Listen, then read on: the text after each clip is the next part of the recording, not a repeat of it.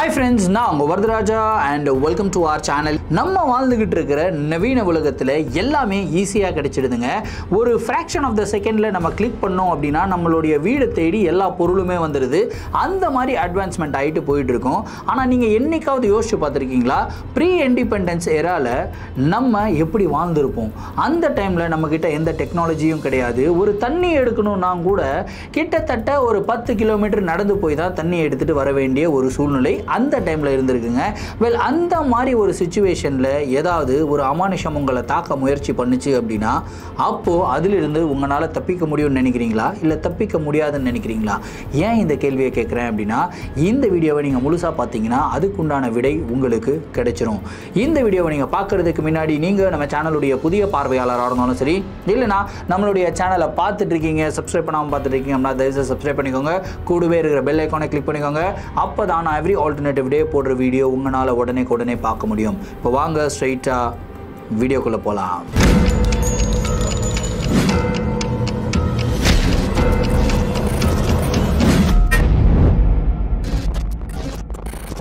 இந்த ஒரு நிகழ்வை நம்மளுக்கு விக்னேஷ் அப்படின்ற ஒரு சப்ஸ்கிரைபர் சென்னையிலேருந்து மெயில் பண்ணி விட்டுருக்காருங்க.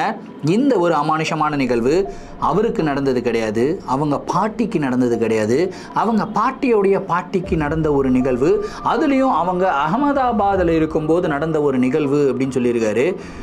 பாட்டியோடைய பாட்டியா அப்படின்னா கிட்டத்தட்ட 100 வருஷத்துக்கு முன்னாடி நடந்த நிகழ்வான்னு கேட்டிங்கன்னா எக்ஸாக்ட்லி இண்டிபெண்டன்ஸ் ப்ரீ இண்டிபெண்டன்ஸ் எரா அப்படின்னு சொல்லுவோம் இல்லையா. நம்ம அந்த டைமில் இண்டிபெண்டன்ஸ் வாங்கலை, பிரிட்டிஷர்ஸ் கிட்ட அடிமையாக வாழ்ந்துக்கிட்டு இருந்தோம். அந்த டைமில் நடந்த ஒரு நிகழ்வு அப்படின்னு சொல்லலாம். சரி, கதையுடைய ஸ்டார்ட்லேருந்தே வர ஆரம்பிப்போமே. விக்னேஷோடைய பாட்டியோடைய பாட்டி அதுக்கு என்ன பண்ணுவாங்க, கொள்ளு பாட்டின்னு சொல்லுவாங்க இல்லையா. ஸோ அவங்க வந்து சாந்தி வந்து தமிழ்நாடை சேர்ந்தவங்க தான். அகமதாபாத்லேருந்து இந்த ஃப்ரீடம் ஃபைட்டர் ஒருத்தர் வந்து சென்னைக்கு வந்திருக்காரு, நம்மளுடைய சென்னை மாநகரத்துக்கு வந்திருக்காரு. ஒரு ஃப்ரீடம் ஃபைட்டிங் ரேலியில் கலந்துக்கணும் அப்படின்னு சொல்லி வந்திருக்காரு. அங்கே வரும்போது அவங்கள பார்த்து அவங்களும் ஃப்ரீடம் ஃபைட்டராக, ஸோ 2 பேரும் பார்த்து லவ் பண்ணி திருமணம் பண்ணிக்கிறாங்க. திருமணம் பண்ணிவிட்டு இவங்களை கூட்டிகிட்டு அகமதாபாத்துக்கு வந்து போயிருக்காங்க. அகமதாபாத்தில் இருக்கிற ஒரு சின்ன அழகிய கிராமத்தில் தான் அவருடைய வீடு இருந்திருக்கு. ஸோ அந்த ஊரே வந்து பார்த்திங்கன்னா மிகப்பெரிய வளர்ச்சியெல்லாம் கிடையாது, ஒரு குக் கிராமம் அப்படின்னு சொல்லலாம். ஸோ அந்த டைமில் எல்லாமே இந்தியா ஃபுல்லாக அப்படி தான் இருந்தது, ஒரு 1920s இல்லை 25 காலகட்டத்தில் அப்படின்னு சொல்லலாமே. ஸோ அந்த மாதிரி ஒரு ஊர் தான் அது. ஸோ அந்த ஊருக்கு ஒரு மிகப்பெரிய பிரச்சனை என்னென்னா தண்ணி அப்படின்றது ஒரு பிரச்சனை. அவங்க ஊரில் தண்ணி எடுக்கணும் அப்படின்னா கிட்டத்தட்ட ஒரு 10லேருந்து 15 கிலோமீட்டர் நடந்து போய் ஊருக்கு ஒதுக்குப்புறமாக ஒரே ஒரு மிகப்பெரிய கிணறு இருக்குமா, அந்த கிணறுல தான் தண்ணி எடுத்துகிட்டு வரணுமா. ஸோ அந்த கிணறுக்கு பக்கத்துலேயே கிட்டத்தட்ட ஒரு 200-300 வருஷம் பழமையான ஒரு ஆலமரம் இருக்குமா. ஸோ அந்த ஆலமரத்துக்கு பின்னாடி ஒரு மிகப்பெரிய கதைகள் எல்லாம் இருந்திருக்குங்க. அதாவது அந்த ஆலமரத்தில் பிரிட்டிஷர்ஸ் நிறைய பேரை வந்து தூக்கு போட்டு சாவடிச்சிருக்காங்க. ஸோ அந்த ஃப்ரீடம் ஃபைட்டர்ஸ் எல்லாம் இருப்பாங்களே அந்த மாதிரி காலகட்டம் அது. ஸோ அதனாலேயே அந்த ஆலமரத்துக்கு பக்கத்தில் போகிறதுக்கே ரொம்ப பயப்படுவாங்களாம். ஸோ கிராமத்து மக்கள் எல்லாம் இந்த தண்ணி எடுக்கணும் அப்படின்னா ஈவினிங் 5 o'clock போயிட்டு தண்ணியை அந்த கிணத்துலேருந்து எடுத்துட்டு திரும்பி வீட்டுக்கு வந்துடுவாங்க. ஈவினிங் 5 o'clock மேலே யாருமே அந்த பக்கம் போகக்கூடாது அப்படின்ற ஒரு ஸ்ட்ரிக்ட் ரூலை வந்து போட்டு வச்சுருந்தாங்க. ஸோ இந்த ஒரு ரூல் வந்து பார்த்திங்கன்னா சாந்திக்குமே வந்து தெரியும். ஸோ அவங்க கல்யாணம் ஆகி போயிட்டு அவங்க மாமியார் இருப்பாங்க, மாமனார் இருப்பாங்க, அவங்க ஹஸ்பண்டு. ஸோ ஒரு சின்ன அழகிய குடும்பம், ஒரு சின்ன குடிசையில் தான் வந்து வாழ்ந்து வராங்க. அப்படியே அவங்களுடைய வாழ்க்கை போய்கிட்டே இருக்கும்போது திடீர்னு ஒரு நாள் அவங்க மாமனார் வந்து உடம்பு சரியில்லாமல் படுத்துடுறாருங்க. கிட்டத்தட்ட ஒரு 6 மாதம் படுத்த படுக்கை ஆகிடுறாரு. அதுக்கப்புறம் இறந்துமே போயிடுறாரு. அதுக்கப்புறம் அவங்க ஹஸ்பண்ட் இருக்காரு இல்லையா, அவர் வந்து பார்த்திங்கன்னா இந்த ஃப்ரீடம் ஃபைட்டிங்கில் போய் கலந்துக்கணும் அப்படின்னு சொல்லி அடிக்கடி கிளம்பி போயிடுவாராம். அதாவது வெளியூருக்கு போவாராம், அங்கே இருக்கிற ஃப்ரீடம் ஃபைட்டிங் ரேலியில் போய் கலந்துப்பார்.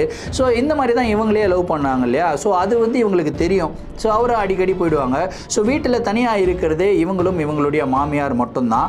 அந்த டைமில் லாங்குவேஜஸ் டிஃப்ரென்சஸ் கூட இருந்ததுங்க.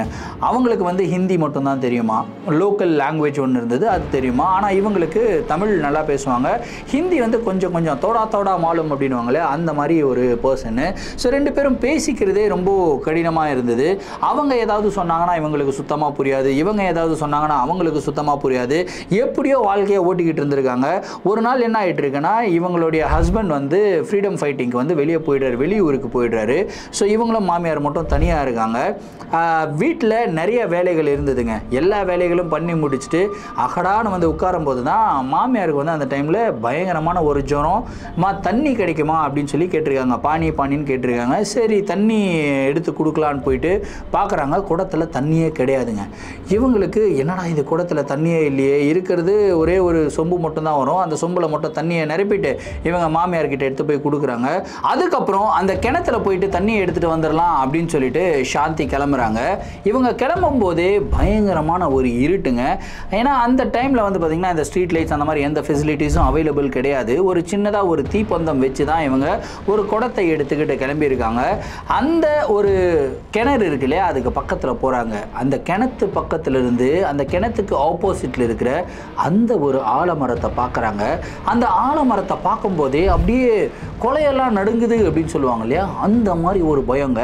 ஏன்னா அந்த ஆலமரமே ஒரு பயங்கர க்ரீப்பியான ஒரு வைப்பு கொடுக்குதுங்க. அப்படியே காற்றுல ஆடுது. அதுக்கப்புறம் அந்த ஆலமரத்துலேருந்து வேரெல்லாம் தொங்கும் இல்லையா, அந்த வேரெல்லாம் அப்படி இப்படின்னு ஆடும்போது இவங்களுக்கு அப்படியே ஸ்பைன் சில்லிங்காக இருக்குது. ஐயோயோ என்னடா இது, சீக்கிரம் தண்ணியை மோந்துட்டு கிளம்பிடணும் அப்படின்னு சொல்லிட்டு இவங்க அந்த கிணத்துல தண்ணி மோந்த ஆரம்பிக்கிறாங்க. தண்ணி மோந்துட்டே இருக்கும்போது அந்த சைடாக ஒரு 4 இளைஞர்கள் நடந்து வராங்க. அவங்க 4 பேருமே பார்க்கறதுக்கு ரொம்பவும் டீசெண்டாலாம் இல்லை, குடிச்சிருக்காங்க, நல்லா குடிச்சிருக்காங்கன்னு தெரியுது. இப்போ சாந்தியோடைய மனசில் இன்னொரு பயம், இந்த 4 இளைஞர்களும் நம்மக்கிட்ட வந்து ஏதாவது தப்பாக நடந்துக்கிட்டாங்கன்னா என்ன பண்ணுறது, ரொம்ப பயமாக இருக்கே அப்படின்னு சொல்லிட்டு இவங்க வந்து பயப்படாத மாதிரி இருக்கணும். அதே மாதிரி இவங்க தனியாக வந்திருக்காங்க அப்படின்றது அந்த 4 பேருக்கும் தெரியக்கூடாது இல்லையா.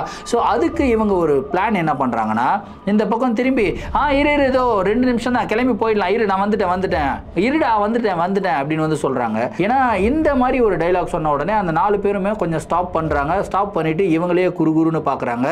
அதே டைமில் அந்த 4 பேருக்கு பின்னாடி ஆலமரத்துடைய முனையில் ஒரு உருவத்தை பார்க்குறாங்க. அந்த உருவம் ஒரு மனிதனுடைய உருவம் மாதிரி இல்லை, ஆனால் ஒரு விதமான ஒரு டார்க் ஷேடோவாக பார்க்குறாங்க.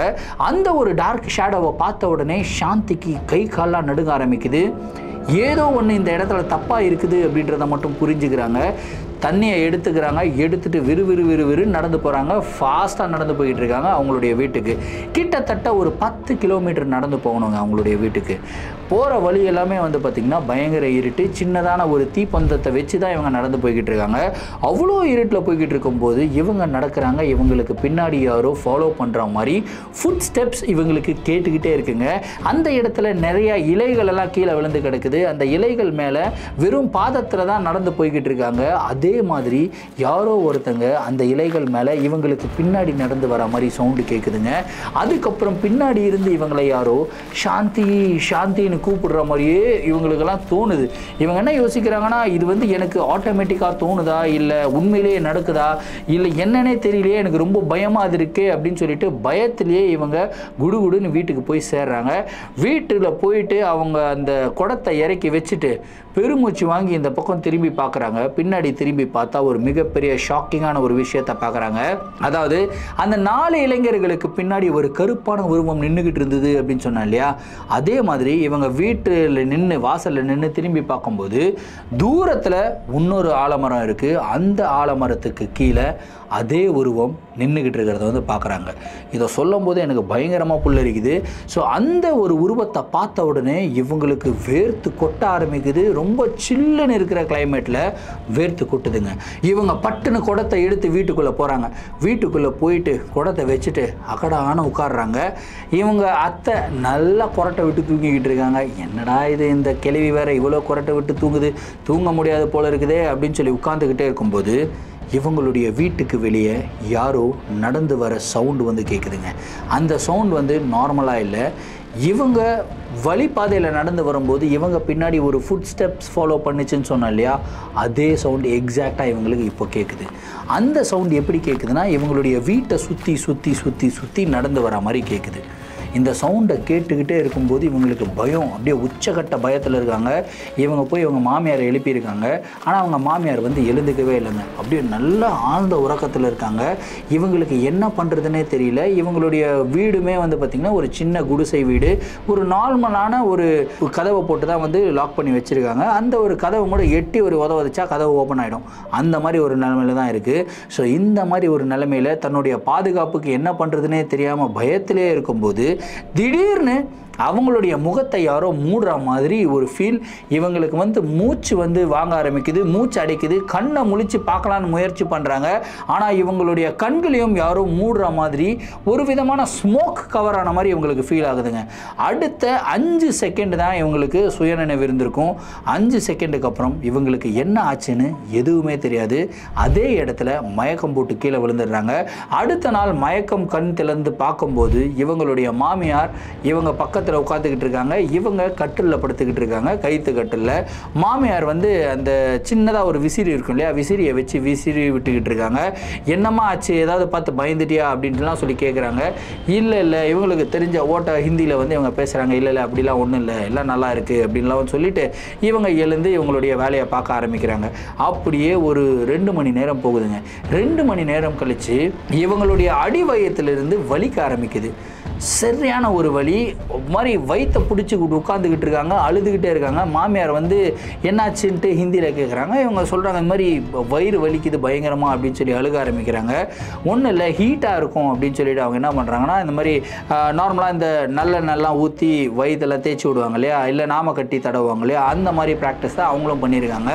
ஆனால் அவங்க எவ்வளோ பண்ணாலும் அந்த ஹீட் வந்து கொஞ்சம் கூட குறையவே இல்லைங்க. அப்படியே பயங்கர ஹீட்டாக இருந்திருக்கு. அவங்க மாமியார் என்ன சொல்கிறாங்கன்னா, சரி இது ரொம்ப ஹீட் ஆகிட்டு இருக்கு போல இருக்கு, நான் வந்து இந்த பழைய சோறு வந்து வச்சுருக்கேன், அந்த பழைய சோறு வந்து ஒரு குண்டால் எடுத்துகிட்டு வந்து உங்களுக்கு கொடுக்குறேன், நீ சாப்பிடு அப்படின்னு சொல்கிறாங்க. ஓகே அப்படின்னு சொல்லிட்டு இவங்க அப்படியே உட்காந்துக்கிட்டே இருக்கும்போது ஒரு மண் சட்டியில் வந்து பழைய சோறு எடுத்துகிட்டு வந்து முன்னாடி வைக்கிறாங்க. அந்த பழைய சோறுக்குள்ளே கையை விட்டு இவங்க எடுக்கிறாங்க, சாப்பாடு எடுக்கிறாங்க. எடுத்த உடனே அப்படியே கத்திக்கிட்டே அந்த சாப்பாடை வந்து தூக்கி போடுறாங்க, அந்த சட்டியை எட்டி உதைக்கிறாங்க. மாமியாருக்கு செம கோவம், எப்படி நீ வந்து சாப்பாடு இந்த மாதிரி வேஸ்ட் பண்ணலாம் அப்படின்னு சொல்லிட்டு, என்ன ஆச்சு, ஏன் இந்த மாதிரி பைத்தியக்காரத்தனமா பண்ணுற அப்படின்னு சொன்னால், இன்னும் பழைய சோறா கொடுத்து அது ஃபுல்லாக புழுவாக இருக்குது பாரு, அங்கே பாரு புழு பாரு அப்படின்றாங்க. எது புழுவா அப்படின்னு சொல்லி பார்த்தா அவங்களுடைய மாமியாருடைய கண்களுக்கு அது சாதமாக தாங்க தெரியுது. ஆனால் சாந்தியோடைய கண்களுக்கு அந்த சட்டி முழுவதும் புழுவாக இருக்கிற மாதிரி அவங்களுக்கு தெரியுதுங்க. அவங்க லிட்ரலாக அழுகிறாங்க, எனக்கு புழுவை போய் சாப்பாடாக கொடுக்குறீங்களே, இந்த மாதிரி கொடுமை பத்துறீங்களே, அப்படி இப்படின்னு பயங்கரமாக அழுக ஆரம்பிக்கிறாங்க. ரொம்ப கிராங்கியாக நடந்துக்க ஆரம்பிக்கிறாங்க. பைத்தியம் பிடிக்கிற மாதிரி வந்து பயங்கரமாக ஒரு மாதிரி அட்ராசிட்டிஸ் பண்ணிக்கிட்டு இருக்காங்க. இவங்களுடைய சவுண்டெல்லாம் கேட்டு இந்த பக்கத்து வீட்டிலலாம் இருக்காங்களே அவங்களாம் ஓடி வராங்க. என்னமாச்சு அப்படின்னா, இல்லை அங்கே பாருங்கள் புழு சாப்பிட்றதுக்கு கொடுக்குறாங்க பாருங்கள், புழு கொடுக்குறாங்க அப்படின்னு சொல்லிட்டு சொல்லிக்கிட்டே இருக்காங்க. உடனே பக்கத்து வீட்டுக்காரங்களும் பார்க்குறாங்க, பார்த்தா சாதம் தம்மனா இருக்குது அப்படின்றாங்க. எல்லாருமே சேர்ந்து என்ன பைத்தியக்காரி ஆக்குறீங்களா அப்படின்னு சொல்லிட்டு ஒரு மாதிரி காலையும் கையும் உதறிக்கிட்டு சிரிக்கிறாங்க, அழுகுறாங்க. அதுக்கப்புறம் திடீர்னு தலையாக அடிச்சுக்கிறாங்க, ஒரு மூலையில் போய் உட்காந்துக்கிறாங்க. இந்த மாதிரி ஒரு ஆக்டிவிட்டீஸை பார்த்த உடனே அங்கே இருந்த ஒரு 4-5 பேருமே சாந்தியை பார்த்து ரொம்பவும் பயப்படுறாங்க. என்னடா இந்த பொண்ணு இப்படியெல்லாம் பிஹேவ் பண்ணுது அப்படின்னு சொல்லிட்டு சாந்தியோடைய மாமியார்கிட்ட என்னம்மா ஆச்சு, ஏதாவது பிரச்சனையா அப்படின்னு சொல்லி கேட்குறாங்க. இல்லை என்ன ஆச்சுன்னே தெரில, காலையில் எழுந்து பார்க்கும்போது தூங்கிக்கிட்டே இருந்தால் எழுப்புறேன் எழுந்துக்கவே இல்லை. சரி எவ்வளோ நேரம் தரையில் படுத்திருப்பான்னு சொல்லி நான் தான் கைத்து கட்டில் தூக்கி போட்டேன். அப்போ கூட தூங்கிக்கிட்டே இருந்தா எழுந்த உடனே வயிறு வலிக்குதுன்னு அழுக ஆரம்பிச்சா, அதனால தான் நான் பழைய சோறு எடுத்து வந்து கொடுத்தேன் அப்படின்னு வந்து அவங்க சொல்கிறாங்க. யாருக்குமே இவங்க நைட் டைம் அங்கே போனது வந்து தெரியவே தெரியாதுங்க. அதுக்கப்புறம் அப்படியே ஒரு நாள் ஃபுல்லாக அப்படியே இருக்குதுங்க. ஒரு நாள் முழுவதும் இவங்க வந்து தனியாக தான் செவத்துக்கு முன்னாடி வந்து உட்காந்துக்கிட்டு இருந்திருக்காங்க. நைட்டு ஒரு 11 மணி இருக்கும். அவங்க மாமியார் வந்து உட்காந்துக்கிட்டே இருக்காங்க, இந்த பொண்ணுக்கு சரியாவாதான்னு உட்காந்துக்கிட்டே இருக்காங்க. பையனுக்கும் தகவல் சொல்ல முடியாது, ஏன்னா பையன் எங்கே போயிருக்கானே தெரியல. இந்த ஃப்ரீடம் ஃபைட்டிங்காக எங்கேயோ வேறு ஊருக்கு போயிருக்கான், எந்த ஊருக்கு போயிருக்கான்னு கூட அவங்களுக்கு தெரியாது. என்னடா பண்ணுறதுன்னு தெரியாமல் உட்காந்துக்கிட்டே இருக்காங்க. உட்காந்து செம்ம டயர்டில் அவங்களுக்கு தூக்கம் வந்துடுது. 11 மணிக்கு வந்து தூங்கிடுறாங்க. கரெக்டாக நல்லா தூங்கிக்கிட்டு இருக்கும்போது ஒரு மணி அளவில் இவங்களுடைய வீட்டு கதவை யாரோ திறக்கிற மாதிரி ஒரு சவுண்ட் அவங்க மாமியாருக்கு கேட்குது. அவங்க எழுந்து உட்காடுறாங்க. எழுந்து உட்காந்து பார்த்தா சாந்தி தான் வீட்டு கதவை ஓப்பன் பண்ணுறாங்க. என்னடா இது நைட்டு 12 மணிக்கு எங்கடா போகிறா, 1 மணி 12 மணியா 1 மணியா ஆகுது, எங்கடா போகிறா அப்படின்னு சொல்லிட்டு இவங்க மெதுவாக எழுந்து சாந்தியை நோட்டீஸ் பண்ணிக்கிட்டே இருக்காங்க. சாந்தி எப்படி நடந்து போய்கிட்டே இருக்காங்க. தூரத்தில் ஒரு ஆலமரம் இருக்குன்னு சொன்னேன் இல்லையா, அந்த ஆலமரத்துக்கு பக்கத்தில் ஒரு மிகப்பெரிய உருவம், ஒரு கோஸ்ட்லி ஃபிகர் அப்படின்னு சொல்லலாம், கிட்டத்தட்ட ஒரு 12-15 அடி இருக்கிற ஃபிகர் வந்து நின்றுக்கிட்டு இருக்கு. வெறும் படிமூட்டமாக காற்று மூட்டமாக இருக்குது அப்படின்னு சொல்லலாம். அந்த மாதிரி ஒரு உருவம் நிற்கிதுங்க. அந்த உருவம் வந்து இவங்களுடைய கண்களுக்கும் தெரியுது, சாந்தியோடைய மாமியாருடைய கண்களுக்கும். அப்படியே அவங்க பதட்டத்தில் பார்த்துக்கிட்டே இருக்கும்போது சாந்தி ஒரு மாதிரி வெறி கொண்ட மாதிரி அந்த ஒரு உருவத்தை நோக்கி நடந்து போகிறாங்க. விறுவிறு நடந்து போகிறாங்க. என்னடா இவ இவ்வளோ ஸ்பீடாக நடந்து போகிறாளே அப்படின்னு சொல்லி உத்து பார்த்துக்கிட்டே இருக்கும்போது சாந்தி நேராக அந்த உருவத்து பக்கத்தில் போகிறாங்க.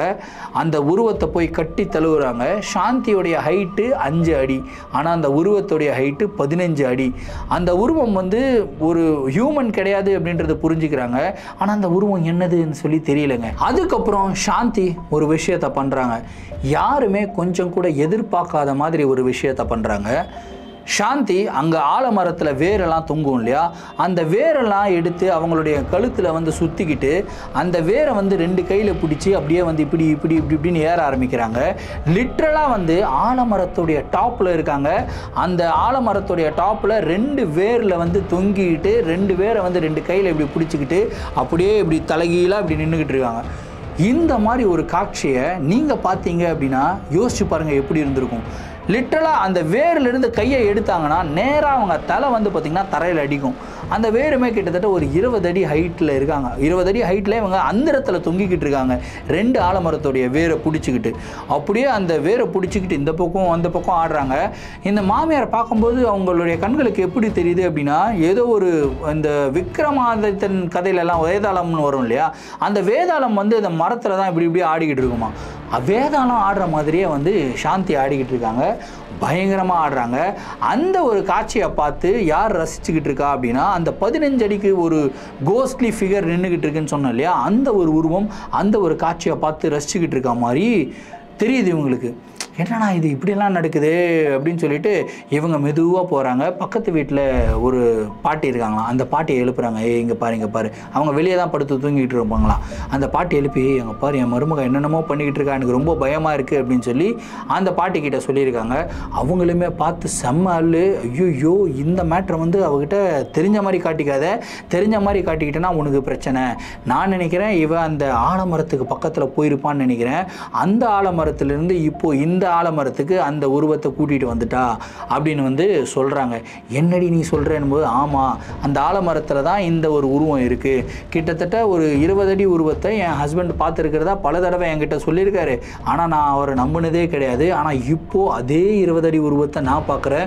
அதுக்கு பக்கத்தில் உன் மருமக என்னமோ ஊஞ்சல் ஆடிக்கிட்டு இருக்க மாதிரி ஆடிக்கிட்டு இருக்கா, அதுவும் தலைகீழ ஆடிக்கிட்டு இருக்கா அப்படின்னு சொல்லி பயங்கர பதட்டத்தில் பேசுகிறாங்க. சரி சைலண்ட்டாக நான் வந்து கிளம்பி உள்ளே போயிடுறேன், நீயும் வீட்டில் போய் படுத்துக்கோ அப்படின்றாங்க.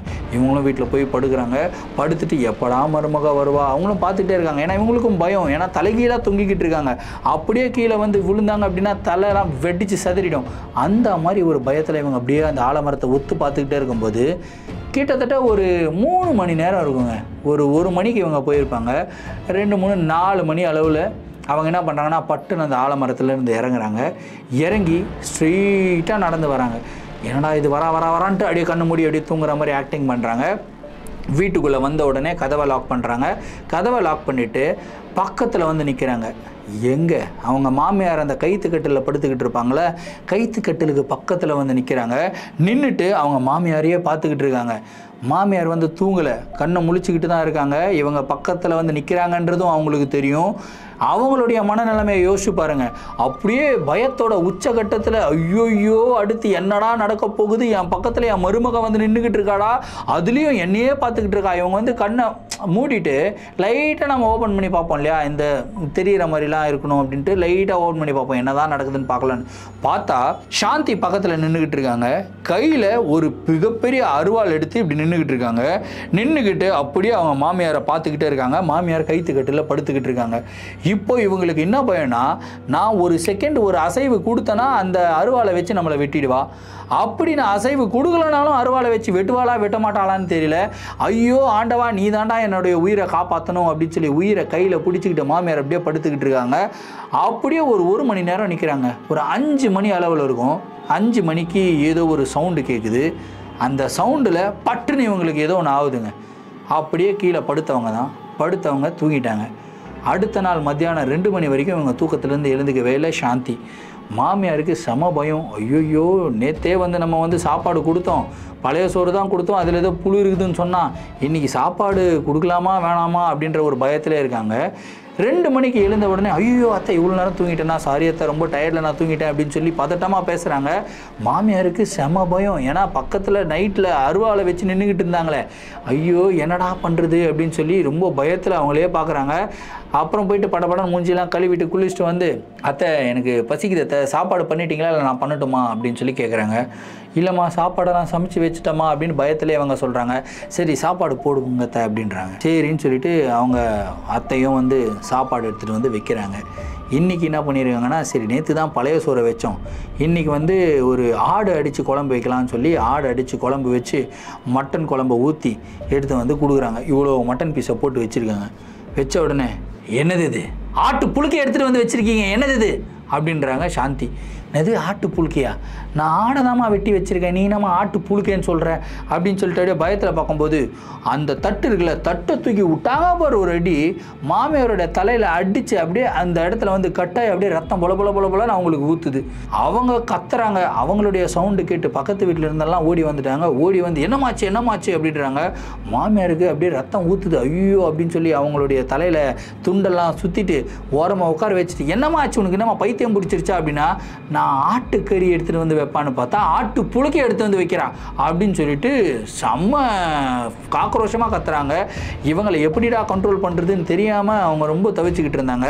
அதுக்கப்புறம் அந்த ஊரில் வந்து ஒரு சாமியார் ஒருத்தர் இருக்கார். அவருக்கு வந்து இந்த சாமியெல்லாம் வந்து ஆடுவாங்க இல்லையா, ஸோ அந்த மாதிரி ஒரு பர்சன் இருந்திருக்காருங்க. அவர் வந்து இவருடைய வீட்டுக்குள்ளே வந்திருக்காங்க. இந்த வீட்டுக்குள்ளே என்டர் ஆன உடனே இவங்க வந்து பயப்படுறாங்க. சாந்தி அவரை பார்த்து பயந்து போய் ஓரமாக போய் உட்கார்றாங்க. அந்த சாமியார் நடந்து வர வர வர வர பக்கத்தில் வராரு. அவரை பார்த்து பயந்து அப்படியே பம்பி போகிறாங்க. அவர் யாருன்னு கேட்டிங்கன்னா, அந்த ஒரு 20 அடிக்கு ஒரு உருவத்தை பார்த்தாங்க ஆலமரத்து பக்கத்துலன்னு சொன்னோம் இல்லையா, அந்த ஒரு உருவம் ஒரு துஷ்ட அரக்கனுடைய உருவம். அதாவது அவன் கேரக்டர்லேயே ரொம்ப வேர்ஸ்டான ஒரு கேரக்டரான். பெண்கள் கிட்ட தவறாக நடந்துப்பான், குடிப்பான், அவனுடைய ஃபேமிலிஸை வந்து ஒழுங்காக பார்த்துக்க மாட்டான், அப்பா அம்மாவை வந்து கொலை பண்ணி போட்டிருக்கான். அந்த மாதிரி ஒரு பர்சன். அவன் வந்து திடீர்னு ஒரு நாள் அடிபட்டு இறந்து போயிடுறான் ஏதோ ஒரு ஆக்சிடெண்ட்டில். ஸோ இறந்து போனதுக்கப்புறம் அவன் வந்து ஆன்மாவாக மாறி அந்த ஒரு ஆலமரத்திலே சுற்றிக்கிட்டு இருக்கான். ஏன்னா அந்த ஆலமரத்து வாசலில் தான் உட்காந்து அவன் எப்பயுமே தண்ணி அடிச்சுக்கிட்டு இருப்பானான். ஸோ அவன் வந்து ரொம்ப அட்ராசிட்டிஸ் கொடுத்துருக்கான். அவனை கண்ட்ரோல் பண்ணுறதே இவர் தான். அந்த ஆன்மாவை அந்த ஆலமரத்தில் கட்டி போட்டு வச்சதும் இவர் தான். ஸோ சாந்தி அன்றைக்கி நைட் அங்கே போயிருக்காங்க. அந்த ஆலமரத்து பக்கத்தில் போயிட்டு இவங்க வந்திருக்காங்க. வரும்போது அவங்களுடைய சேலை வந்து பார்த்திங்கன்னா அந்த ஆலமரத்துடைய வேரில் வந்து மாட்டிகிட்டு இருக்குங்க. அந்த ஆலமரத்து வேரில் தான் ஒரு சின்னதாக ஒரு தாயத்தொன்று கட்டி வச்சிருக்காரு இந்த சாமியார். ஸோ இவங்க அந்த சேலையை பிடிச்சி இழுக்கும்போது அந்த ஒரு தாயத்தும் இவங்க கூடயே வந்துட்டுருக்கு. அதுக்கப்புறம் அந்த ஆன்மாவும் இவங்க பின்னாடியே வந்துட்டுருக்கு. ஸோ இந்த ஆன்மா தான் இப்போ இவங்களை கேப்சர் பண்ணி வச்சிருக்குன்றதை கண்டுபிடிச்சிடுறாரு.